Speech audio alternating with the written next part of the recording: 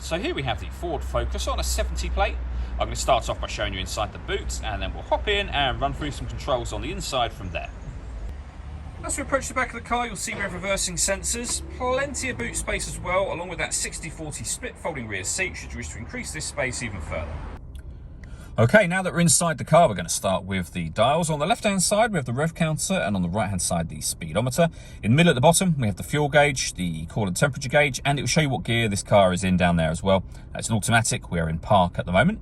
Above that, we have the total miles for the car. They are 2,341. And you can see we've got a digital readout for the speedometer displayed in that section. You can change the information displayed there by using a button on the steering wheel. So you can, for example, have your trip computer, vehicle settings, your phone, your audio and navigation menus, and then back around to the beginning again. The buttons I was using to do that are on the right hand side of the steering wheel just here, beneath which we have stereo and phone controls. Stereo controls continue on the left with cruise control and speed limiter as well.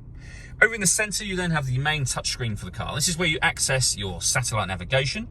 There's a full video on our website and on our YouTube channel that shows how the sat-nav works in this car, but it's a really nice, clear color display, as you can see. Really easy system to use. You can pair your phone just here, hit add phone.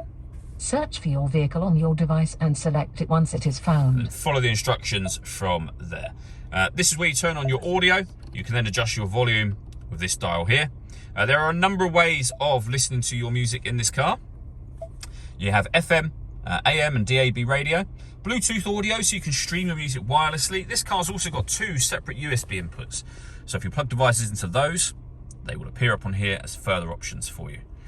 Working our way down, the main volume for the stereo is just there. We then have dual zone climate control. So you can adjust the passenger and driver temperature. You can increase and decrease the fan speed, determine where you'd like the air to be distributed. When you're happy with those settings, that turns your air conditioning on. Same button again to turn it off. Or hit auto. The car will now take control of the direction of the air and the fan speed to maintain those temperatures for you. Any manual adjustment will override auto straight away. Again, you can put it back on your own settings here.